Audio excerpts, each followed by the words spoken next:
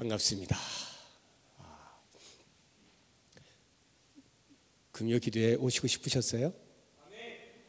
예, 이렇게 우리의 발걸음이 주의 전에 나아오기를 기뻐하면 하나님께서 준비하신 귀한 은혜의 복들이 우리 가운데 하나도 남김없이 다 마음 깊은 곳에 새겨질 줄로 믿습니다. 오늘 찬양할 때 이렇게 우리 이윤경 집사님 반주해 주셨는데 얼마나 참 내가 그렇게 기다렸던 그 반주 너무 감사했고요. 오늘 찬양단이 MT를 떠났습니다. 그래서 아무도 없는 가운데 우리만의 시간을 갖는데 이렇게 좋을 수가. 그분들이 들으면 섭섭하겠지만 그래서 오늘 예배가 끝난 다음에 기도회 끝난 다음에 그 차량 운행을 못 하겠습니다. 우리 한 집사님이 지금 거길 가셨거든요. 그래서 혹시 이제 오신 우리 권사님들 다른 분들이 좀 차 이렇게 우리 권사님들 잘 살피셔서 같이 좀 모시고 가주시면 대단히 감사하겠습니다. 차 있으신 분들 기억하시고 꼭 그렇게 해주시기 바라고. 원래 그 차 타고 가시는 분 한번 손 들어보세요. 끝나고 나서 교회 차 타고 가시는 분, 한 분, 두 분, 세 분, 네 분, 다섯 분. 예, 자 보셨죠? 차 있으신 분들, 우리 권사님들 잘 모시고 꼭 가주시기를 바랍니다. 하나님 말씀을 보겠습니다. 예레미야 애가 구약 성경 1146쪽입니다.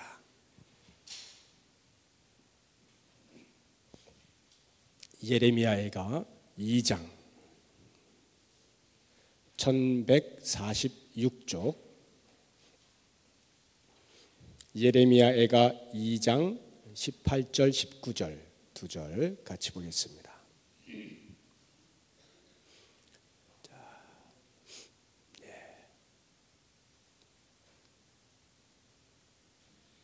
조 목사님 좀 찾아주세요. 뒤에 권사님 좀 찾아드리죠.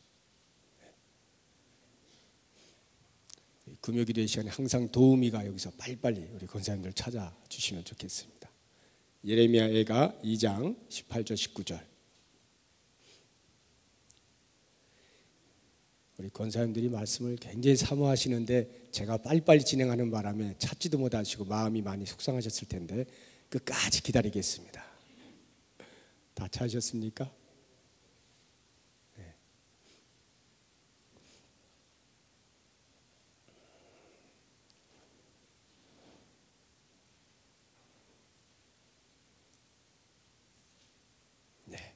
예레미야 애가 2장 18절 19절 두 절 다 같이 시작.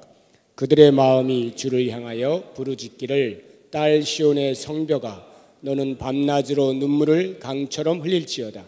스스로 쉬지 말고 내 눈동자를 쉬게 하지 말지어다. 초저녁에 일어나 부르짖을지어다. 내 마음을 주의 얼굴 앞에 물 쏟듯 할지어다. 갓길 어귀에서 주려 기진한 내 어린 자녀들의 생명을 위하여 주를 향하여 손을 들지어다 하였도다. 아멘. 우리 한 장 뒤로 가서 예레미야 애가 3장 48절 49절 50절 3장 48절 49절 50절 같이 읽습니다. 딸 내 백성의 파멸로 말미암아 내 눈에는 눈물이 시내처럼 흐르도다. 내 눈에 흐르는 눈물이 그치지 아니하고 쉬지 아니하며 여호와께서 하늘에서 살피시고 돌아보실 때까지니라. 아멘. 오늘은 눈물의 기도에 대해서 좀 같이 생각을 해보려고 합니다.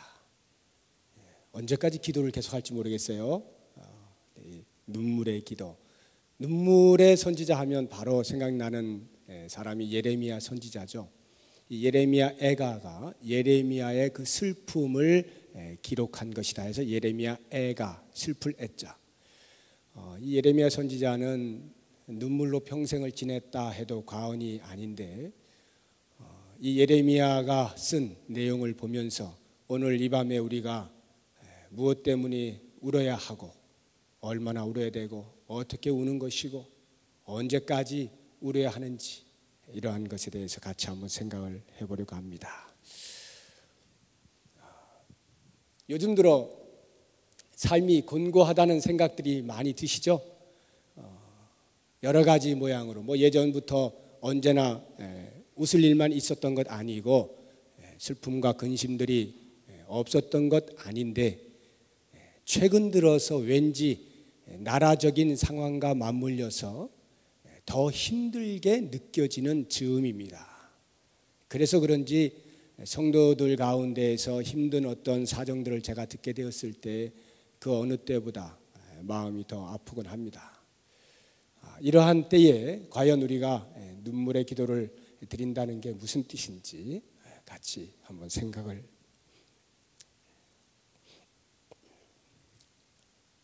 제가 이 말씀을 준비하면서 많이 울었어요. 울 일이 많아요. 많이 울었는데 그래서 이제 눈물이 안 나오겠구나 이런 생각으로 자리에 앉았는데 또 아까 찬양하면서 참 많이 눈물이 나더라고요. 하나님께서 베푸신 은혜를 생각할 때도 감사해서 눈물이 나고 또 우리가 흘려야 할 눈물이 있다는 걸 생각해 볼 때 또 눈물이 나고. 그래서 제가 나올 때 닦고 또 닦고 이제 절제를 하고 말씀을 잘 전해야겠다 이렇게 마음 먹고 나왔는데 또 울 일이 또 있는 것 같아요. 예레미야 선지자는 왜 그렇게 평생을 울었는가? 그 나라가 자기 동포가 자기 민족이 바벨론에 의해서 완전히 초토화가 되어지는 겁니다. 그 바벨론의 군사들이 자기 땅에 들어와서 자기 백성들을 군합발로 짓밟는 거예요. 억압하고 압제하고 데리고 가고 노동을 시키고. 이러한 현실을 목도하고 있는 예레미야의 마음에는 찢어지는 아픔이 있었습니다. 그래서 그들을 향해서 눈물을 흘리지 아니할 수 없었고 더 눈물을 흘릴 수밖에 없었던 것은 그러한 고통의 순간에 그것이 하나님께서 주시는 징계임을 깨닫지 못하고 계속해서 자기의 갈 길로 가고 있는 백성들을 볼 때 예레미야 선지자는 더할 나위 없이 마음이 아파서 계속 울었습니다. 그 이스라엘 백성들, 유다가 하나님의 손에 의하여 선택받은 민족임에도 불구하고 그 민족이 어떻게 해서 그렇게 바벨론 이방 사람들에 의하여 짓밟힐 수밖에 없었는가? 예레미야는 울 수밖에 없었어요. 얼마만큼 이 유다 땅이 짓밟혔는지 한번 우리가 말씀을 통해서 잠깐 보도록 하겠습니다. 2장 13절 한번 보십시오. 13절 우리 같이 한번 읽어보겠습니다. 시작.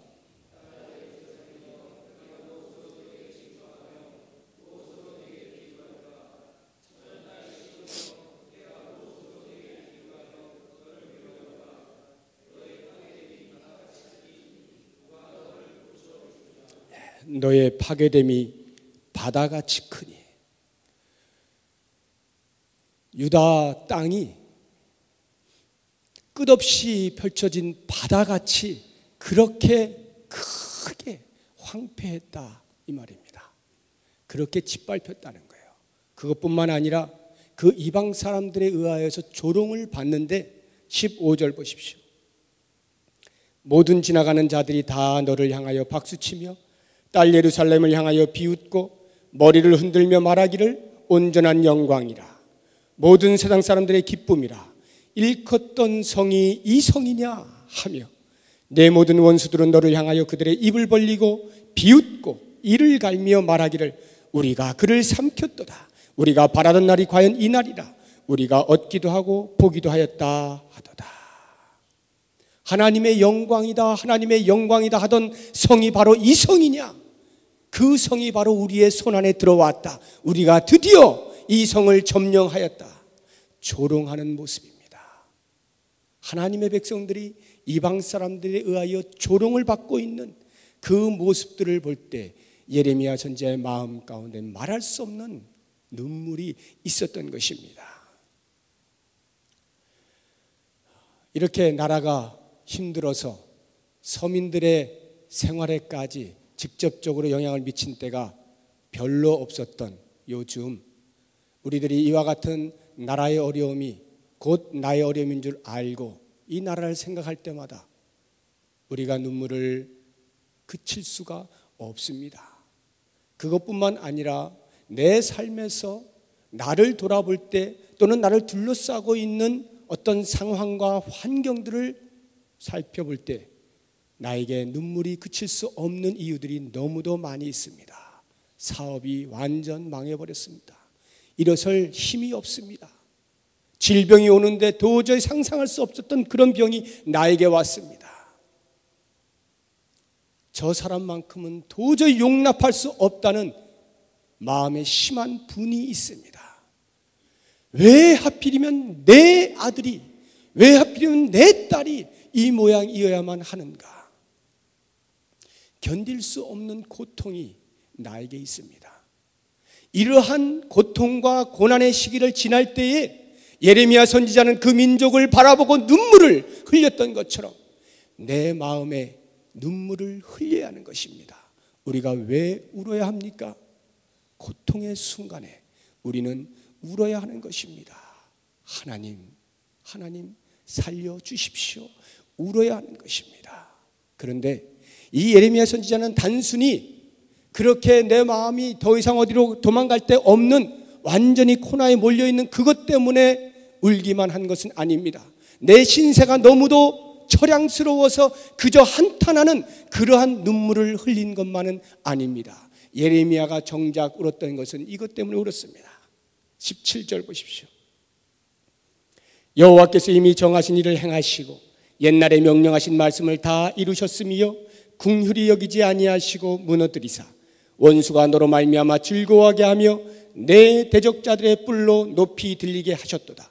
이 고통과 고난의 시기가 다름 아닌 하나님의 섭리 가운데 있음을 보게 되면서 예레미야는 진정한 눈물을 흘리게 되는데 그 눈물은 바로 통회의 눈물, 자복의 눈물, 회개의 눈물이었습니다. 나에게 왜 이런 일이 있을까? 그것이 돌아보았더니 바로 하나님의 약속의 말씀을 어긴 나의 죄악 때문이었다라고 하는 것을 깨닫게 된 것입니다. 그러면서 하나님 앞에 진정한 눈물의 시간을 갖게 되는 것입니다. 사랑하는 여러분, 우리가 때로는 내 죄악으로 인하여서 하나님 앞에 말할 수 없는 죄를 짓는 것, 그것을 감추고 덮어두고 하다가 드디어는 하나님 앞에 꺼집어내졌을 때 우리는 통회하고 자복하는 심령이 있어야 합니다. 계속해서 언제까지 숨겨둘 수 없어요.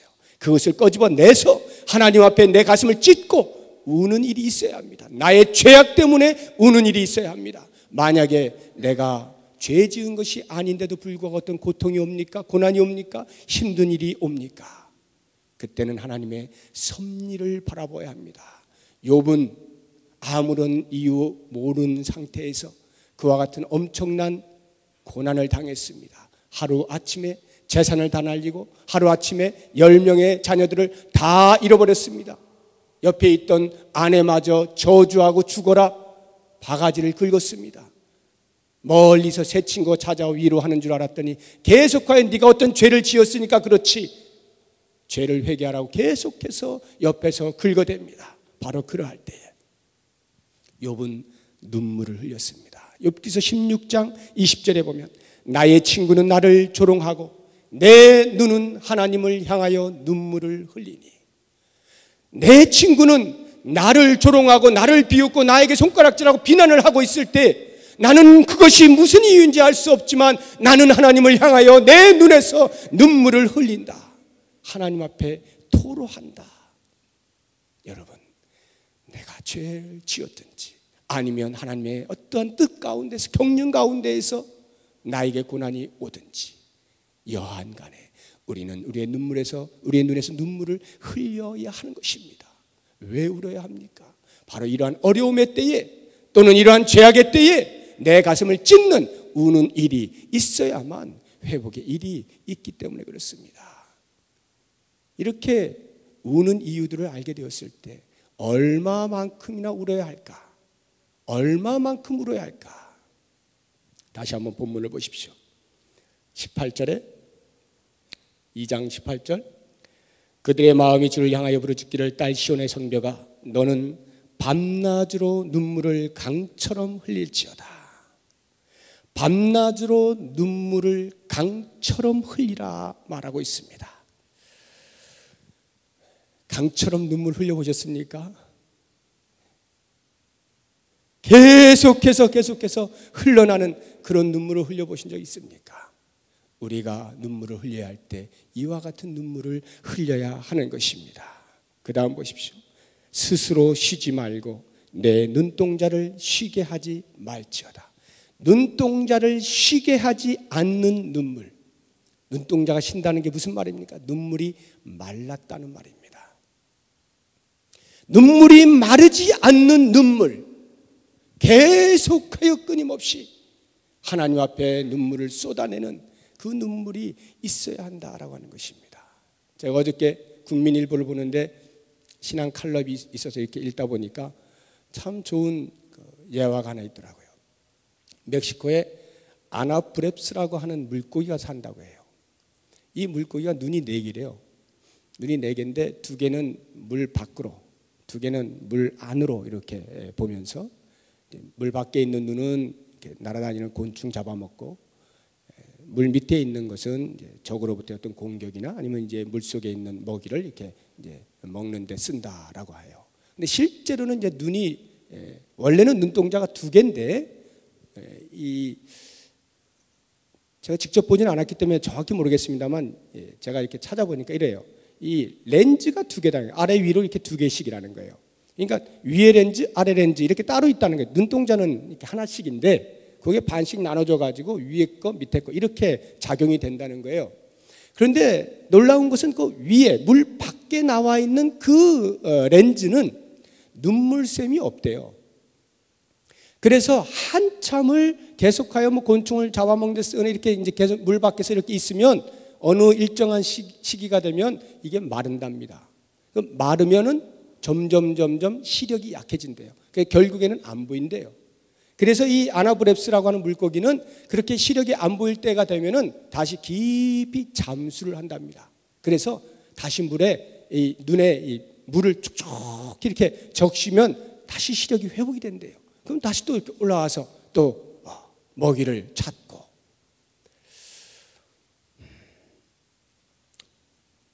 우리의 심령에 이 아나브렙스와 같은 기능이 있어야 되겠다는 생각을 해봅니다. 우리가 하나님 앞에 여한 여러 가지 환경과 상황들로 인하여서 눈물을 흘리거나 그러한 삶을 잘 살 때에는 우리의 영이 살아 있습니다. 그런데요, 눈물이 마르기 시작하면 안 보입니다. 그때부터 서서히 영적인 눈이 가려지면서 하나님을 보지 못하게 돼 있어요. 그러면서 이 심령이 메말라집니다. 점점 굳어지고 딱딱해집니다. 눈물이 안 나요. 어떠한 상황을 봐도 눈물이 안 납니다. 바짝 메말라 있습니다. 그러니까 그러한 경우에 누구와 대화를 해도 전부 이것은 나에게 공격하는 말이고 예민해가지고 이게 무엇을 위하여 하는 말인가 그렇게 듣고 조금만 잘못하는 거 봐도 바로 비난하고 손가락질하고 불평하고 이렇게 되는 거예요. 그런데 이 눈에 눈물이 마르지 아니하면 영혼이 부드러워지면서 얼음장같이 딱딱했던 굳어져 있던 마음들이 풀어지면서 하나님을 보게 되면서 마음에 품을 수가 있게 되는 거예요. 웬만한 거 다 품어지는 것입니다. 누가복음에 보면은 씨 뿌리는 비유가 이제 마태복음, 마가복음 다 나옵니다. 마태복음, 마가복음, 누가복음 다 나오는데 이 마태복음 13장과 마가복음 4장에 나오는 이 씨 뿌리는 비유의 어떤 한 대목하고 이 누가복음에 나오는 대목이 하나 좀 차이가 나는 게 있는데 이 돌짝밭에 뿌려진 씨에 대한 이야기 있잖아요. 이 마태복음과 마가복음은 돌짝밭에 뿌려진 씨가 왜 끝까지 자라지 못하느냐, 그것이 얕은 흙에 이렇게 뿌려져 가지고 그것이 나올 때쯤 돼서 해가 쨍쨍 타서 기운을 말라버려 가지고 더 이상 자라지 못한다, 이렇게 나옵니다. 그런데 누가복음을 보시게 되면은 거기에 묘하게도 습기가 말라 이렇게 나와 있어요. 습기가 말라. 그러니까 돌밭에 떨어진 씨는 그것이 습기와 함께 이렇게 자라나야 되는데 습기가 없는 거예요. 습기가 마르니까 자연스럽게 타서 말라, 기운이 말라 비틀어진다라고 하는 것입니다. 더 이상 자라지 못한다는 거예요. 우리의 영혼이 하나님을 향하여 아무리 말씀을 받아도 우리의 눈에서 눈물이 나는 일이 없으면 그것이 말라 비틀어져서 다른 사람을 정죄하는 일에 쓰일 뿐 말씀이 말씀되지 못한다는 거예요. 근데 우리의 영혼이 이 눈에서 눈물이 날 때 하나님의 말씀이 우리 가운데 충분히 재어져서 이것으로 사람들을 품고 사람들을 세우고 사람들을 가슴에 안고 놀라운 일들이 벌어진다는 거예요. 사랑하는 여러분, 얼마나 우십니까? 여러분들은 지금 여러분이 처해 있는 어떤 환경에 대해서, 또는 여러분들이 가지고 있는 마음의 답답함에 대해서, 또는 여러분들이 가지고 있는 숨겨진 죄악에 대해서 얼마나 울고 계십니까? 혹시 말라 비틀어져 있는 상태는 아닙니까? 저는 이 밤에 여러분들의 입술에서 터져 나오는 신음소리와 함께 여러분의 눈에서 눈물이 폭포수같이 쏟아지는 역사가 있기를 바랍니다. 그러면 어떻게 웁니까? 어떻게 운다는 것이 도대체 뭡니까? 그냥 눈에서 눈물만 흘리면 되는 것입니까? 그렇지 않습니다. 성경에서 운다라고 할 때는 단순히 눈물을 흘린다 이런 개념이 아닙니다. 말씀을 보시죠. 19절. 내 마음을, 초저녁에 일어나 부르짖을지어다 내 마음을 주의 얼굴 앞에 물 쏟듯 할지어다. 지금 눈물을 흘리는데 내 마음을 주의 얼굴 앞에 물 쏟듯 할지어다. 마음을 물 쏟듯 할지어다. 즉 눈물을 흘린다라고 하는 것은 우리의 마음을 찢는다는 것입니다. 마음을 찢어내서 우리의 피를 쏟는다는 것이에요. 마음을 찢어야 됩니다. 하나님께서는 제사를 좋아하지 아니하시고 상한 심령을 원하신다. 다윗이 고백합니다. 그가 바세바를 범하고 우리아를 죽이고 그 어두운 자리에 숨어 있을 때에 나단 선지자를 통하여 지적을 받습니다. 그때 다윗의 마음 가운데 불같이 일어나는 것이 있었습니다. 아하, 내가 왜 지금까지 이것을 숨기고 있었던가. 통회하고 자복하는 일들이 일어났습니다. 그때에 다윗이 고백하는 말씀이 하나님께서 구하시는 제사는 상한 심령이라. 하나님이요, 상하고 통회하는 심령을 멸시하지 아니하시는 줄 제가 아나이다. 상하고 통회한 심령을 하나님께서 멸시하지 아니하시고 그것을 기다리신다는 거예요.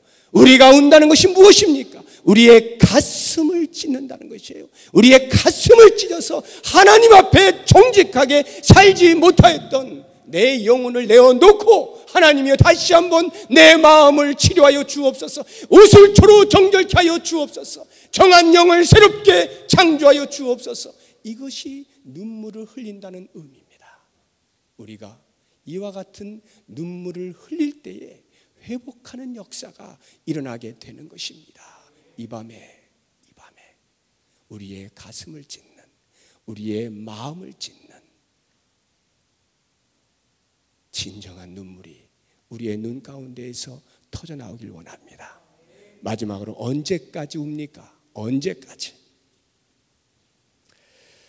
18절, 19절 다시 한번 보시면 제일 앞에 나와 있는 말씀, 초저녁에 일어나 부르짖을지어다.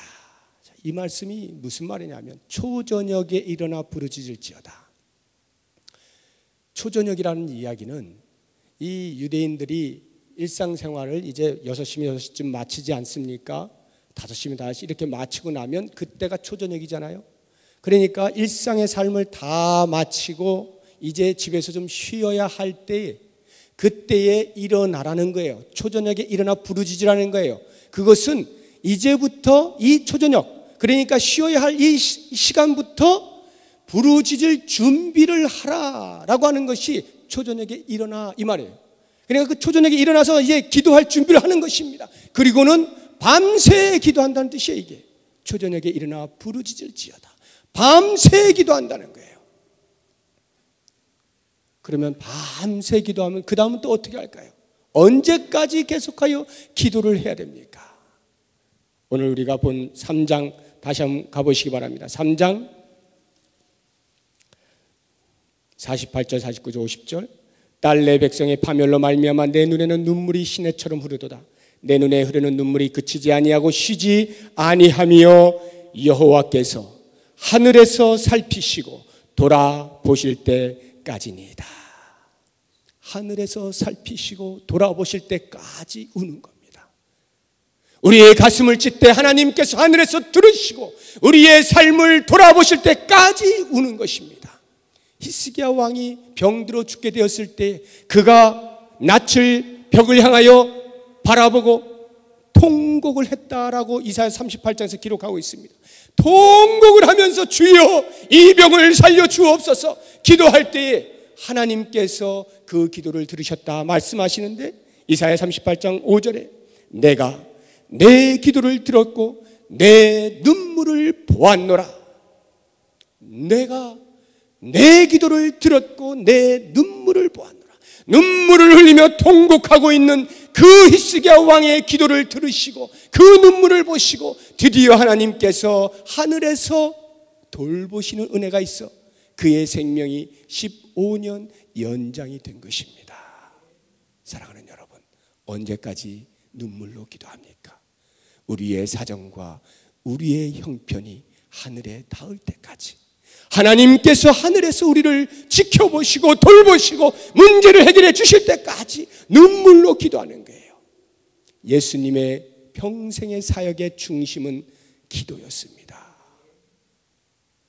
히브리서 5장 7절에 보면 그는 육체에 계실 때 자기를 죽음에서 능히 구원하실 이에게 심한 통곡과 눈물로 간구와 소원을 올렸고 이렇게 심한 통곡과 눈물로 간구한 예수님 그의 경건하심으로 말미암아 들으심을 얻었느니라. 예수님께서는 하나님께서 들으실 때까지 기도하시는 거예요. 들으실 때까지. 그래서 우리의 사정을 돌보실 때까지 기도하는 것입니다. 사랑하는 여러분, 정말로 여러분들이 눈물로 기도해야 할 제목이 있습니까? 이 밤에 그 기도가 하나님이 들으실 때까지 기도하는, 그래서 그 눈물이 강처럼 되어지는 놀라운 밤이 되어지시길 바라고, 우리가 눈물을 다시 한번 회복하여서 우리의 삶의 풍요로움이, 새로운 삶이 열려지는 놀라운 역사가 이 밤에 있기를 소망합니다. 기도하십시다. 하나님 말씀을 기억하시기 바랍니다. 오늘 우리의